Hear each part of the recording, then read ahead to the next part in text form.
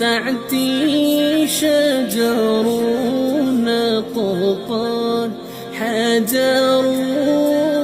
شق القمر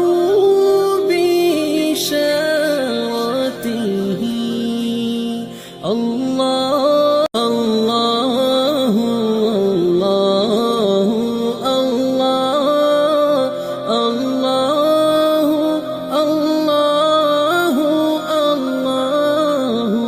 الله سعتي شجر